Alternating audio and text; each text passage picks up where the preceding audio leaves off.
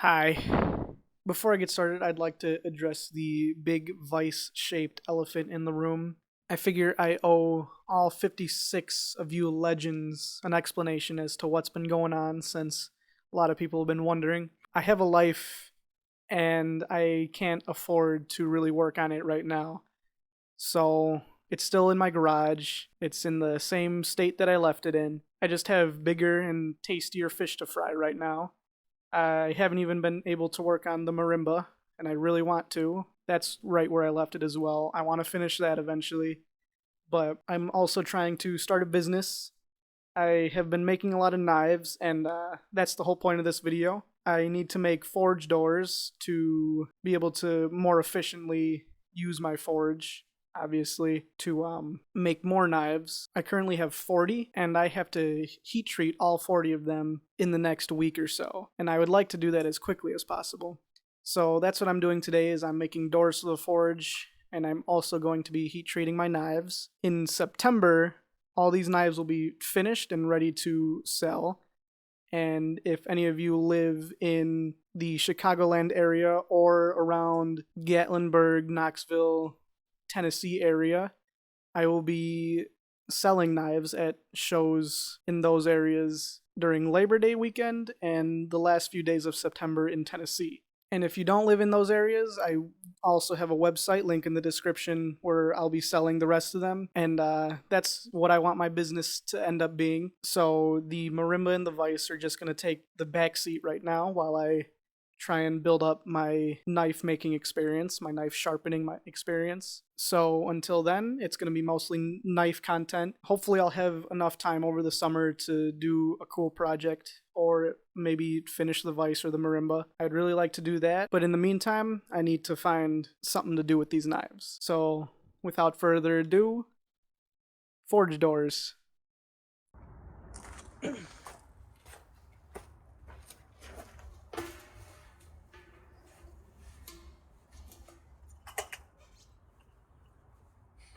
This is my forge, and as you can see, it has no doors on it, and that's been a little bit counterproductive for my work, because whenever I reach in there with tongs, they all fall. I just broke all of my bricks.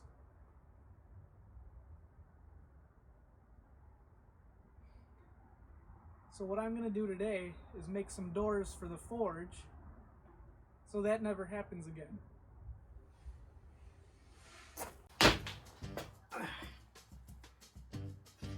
So what I have here is two lengths of 1/8 inch by 2 inch by 36 inch steel.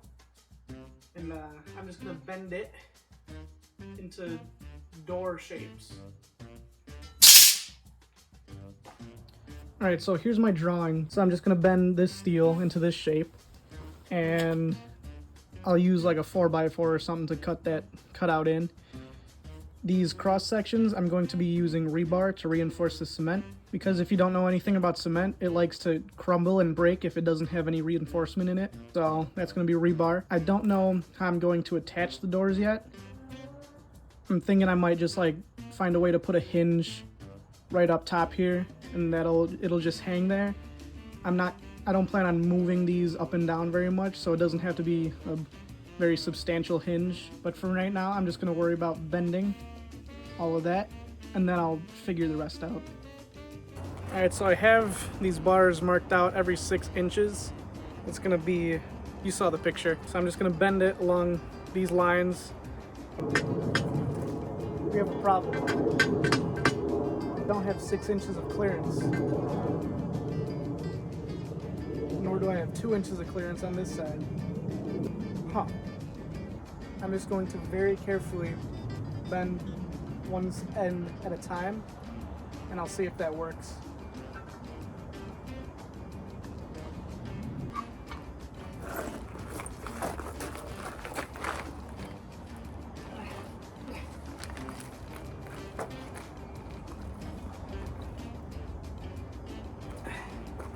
Alright, I'm gonna have to figure something else out.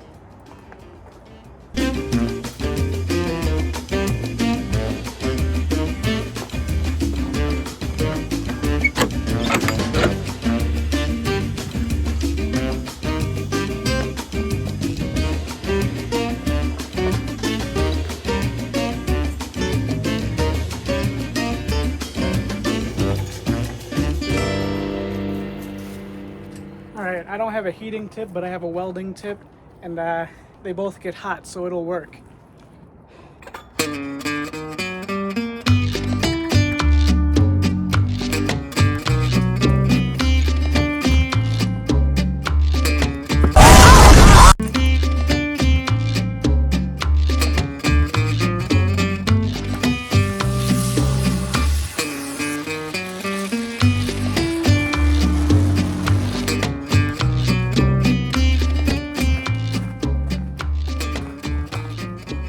Something wrong here.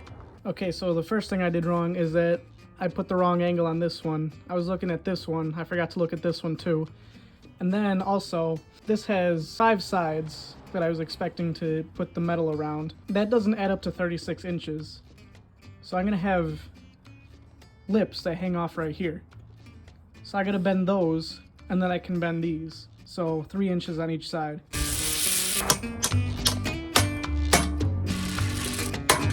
So that wasn't so bad. This is what it looks like. I'll have a little bit of room hanging off here. That's fine. I might just make the opening a little bit wider, which it's not the end of the world. I could probably use a wider opening anyway, and it'll just fit just like that. So I have 2 of these now. What I realized though is that with the amount of rebar I was planning to use, these would be way heavy, and I don't want that. So what I'm going to do is I'm going to use this steel wire, and I'm just going to basically weave some wire all up in between here, just like a web pretty much, and that should be enough to reinforce all of the cement and hold it together for a long time. So I know I just said I wasn't going to be using rebar, but I ended up deciding to change my mind about that. I ended up putting just a piece of rebar in there to save on weight, but also reinforce it a little bit. The reason I decided not to go with rebar originally is because I don't have a welder, and I wasn't sure how I was going to attach all that rebar without welding it. Alright, so what I have here is a mess, really. I'm going to clamp them to these 2 pieces of plywood, and they'll be ready to be filled with cement. I'm just going to let them dry overnight, and then tomorrow, if all goes well, I'll connect them all to the forge. I'll light the forge, warm them up a bit, and get all the excess moisture out. So I drilled some holes in the top, and I'm going to put some heavy-duty lag screws in there, because in the forge I already have some lag screws sticking out for the reinforcement. So I'm just going to fasten the lag screws from the door to these ones, and on the other side as well. It's not going to be the most substantial, but it'll work for what I'm doing. If I ever need to upgrade it or fix it, it'll be easy to do so. So I'm just going to leave it like that. Now all we have left to do is pour some cement. Alright, so what I have here is some refractory cement from Sheffield Pottery. They're the same cement that I put in the forge. It's worked really well so far, so I went with them again. This is one 50-pound bag. It should be enough to fill both doors. I'm really bad at math, but I'm pretty sure I was right. So we're going to mix this up and we'll get to pouring.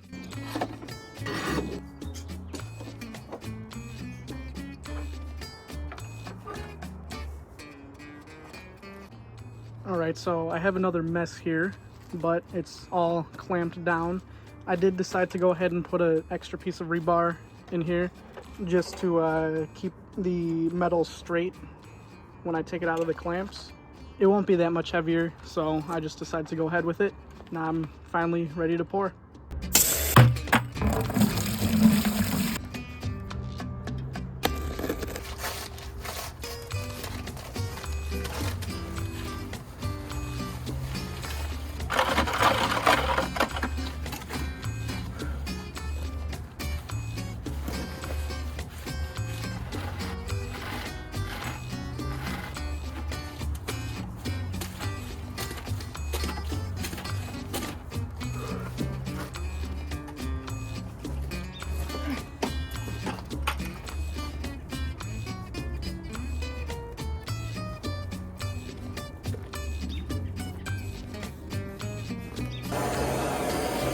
Alright, so I poured the doors. I had some left over, so I made a flat floor for the forge. Say that 5 times fast.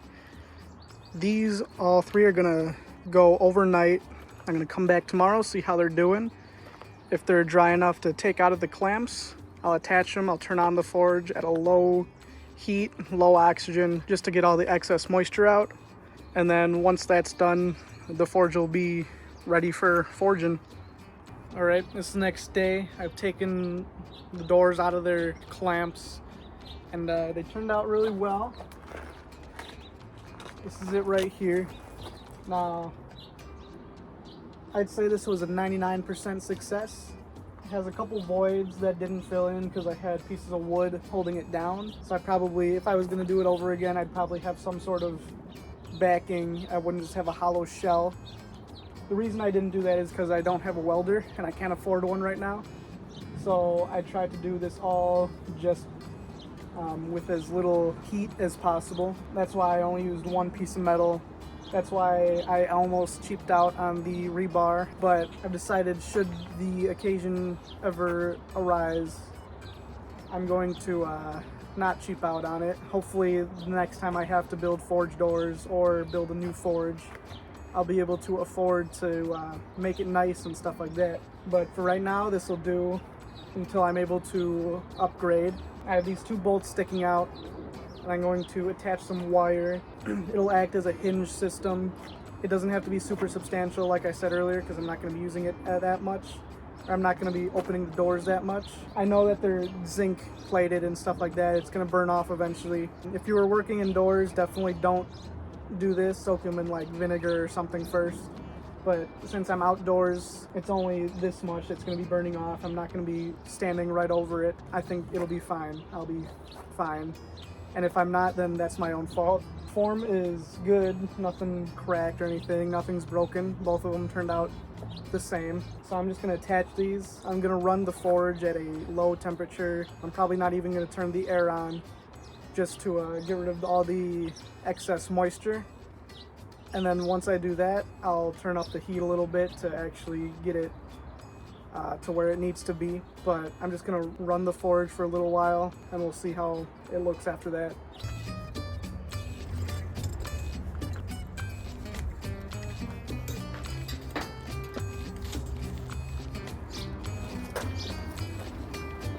All right, so this is the final configuration I have set up. It looks like this on the other side too. And what I've done is that there's enough clearance, or I didn't do this, it was more of a happy accident, but there's enough clearance that I can slide this brick out and close that up if I want to insulate a little bit better. If I have a really big object in there and I want to keep it warm, I can lower it back into a table like this. And then I'm also really glad that I decided to, I guess you can't see it very well in there, but I decided to flatten out the floor in there. Now I can just slide things in and out, and it's almost exactly the same plane.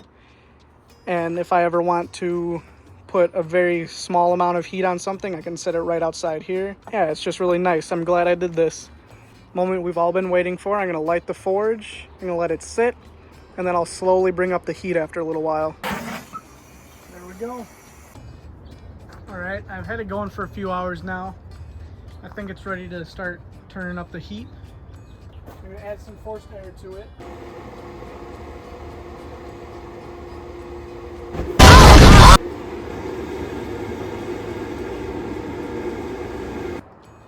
It's empty. I gotta get more. So, looks like we'll be back tomorrow.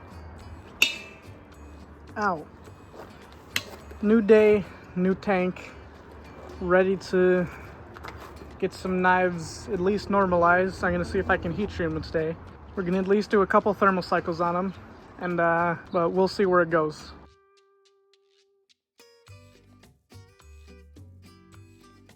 Thank you so much for joining me on another project. I'm putting all my knives through 3 thermal cycles before quenching. That'll help to get the grain more uniform so it's less prone to cracking or breaking in the quench. And after that, if you were at all interested in one of these knives, they are on my website and they will also be back in stock at the end of the summer. There'll be more details on those shows coming later this summer. Thanks again.